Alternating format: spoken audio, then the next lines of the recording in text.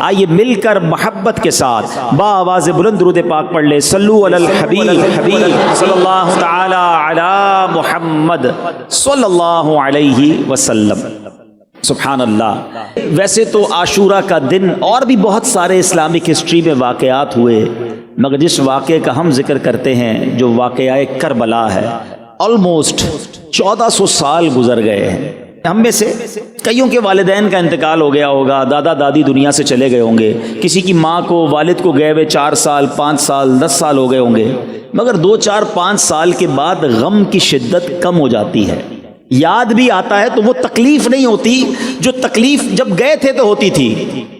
مگر یہ کیسا واقعہ ہے کہ 1400 سال گزر گئے، آج بھی جب اس واقعے کا ذکر ہوتا ہے تو عاشقان اہل بیت کے دل چھلنی ہو جاتے ہیں، آج بھی دل غم سے لبریز ہو جاتا ہے۔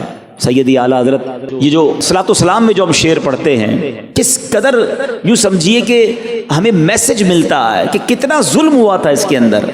جن کو دھوکے سے کوفے بلایا گیا، جن کو دھوکے سے کوفے بلایا گیا، جن کے بچوں کو پیاسا رلایا گیا، جن کی گردن پہ خنجر چلایا گیا، اس حسین ابن حیدر پہ لاکھوں سلام۔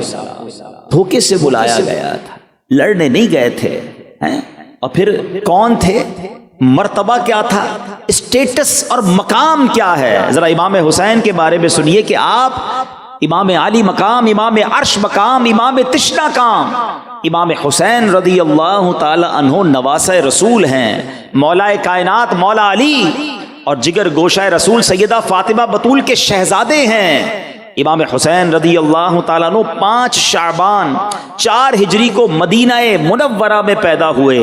پیارے آقا علیہ الصلوۃ والسلام نے آپ کا نام حسین اور شبیر رکھا۔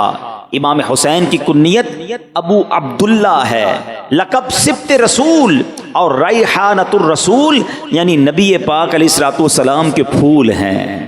میرے آقا انہیں سونگھا کرتے تھے۔ امام حسین کی جو سٹارٹ ہے نا، ذرا اس کو سمجھو۔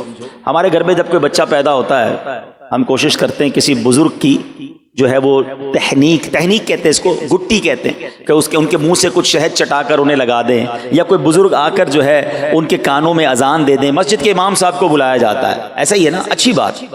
مگر امام حسین کی قسمت پر ہماری جانیں قربان، ان کو جب تحنیک دینے کا وقت آیا نا، تو کوئی کھجور چبا کر نہ دی گئی، کوئی شہد نہ چٹایا گیا، بلکہ کونین کے والی جناب رسول اللہ صلی اللہ تعالیٰ علیہ وسلم نے اپنی زبان امام حسین کے منہ میں دے دی تھی۔ یعنی لعاب رسول نبی پاک علیہ الصلوۃ والسلام کے مبارک لعاب سے پہلی غذا جو اس جسم میں جا رہی ہے وہ پیارے آقا کا لعاب دہن ہے۔ اچھا، پہلی آواز کیا سنی امام حسین نے؟ آئے ہائے، ان کی قسمت دیکھو، ان کے کانوں میں آواز پہلی آتی ہے اللہ اکبر اللہ اکبر، اللہ کا نام لیا جاتا ہے، مگر وہ نام لینے والا کون ہے؟ وہ حبیب خدا ہے۔ پیارے آقا نے امام حسین رضی اللہ تعالیٰ عنہ کے کان میں اذان دی، کبھی کاندھے پر بٹھاتے ہیں، کبھی گود میں اٹھاتے ہیں، کبھی انہیں سونگتے ہیں، کبھی انہیں چومتے ہیں، اور فرماتے ہیں حسین مجھ سے ہے، میں حسین سے ہوں۔ کبھی جنتی نوجوانوں کے سردار کہا اور کبھی اپنے پھول کہا۔ اس قدر بڑا مرتبہ ہے۔ میرے آقا علیہ الصلوۃ والسلام فرماتے ہیں حسن اور حسین دنیا میں میرے 2 پھول ہیں، یہاں تک فرمایا کہ جس نے ان دونوں سے دشمنی رکھی اس نے مجھ سے دشمنی رکھی۔ یہ سب کچھ فضائل تھے، مگر پھر بھی انہیں ستایا گیا، پھر بھی انہیں رلایا گیا۔ حالانکہ یہ گھرانہ کیسا ہے، بریلی کے تاجدار کیا لکھتے ہیں، کیا بات رضا اس شبنستان کرم کی، زہرا ہے کلی جس میں حسین اور حسن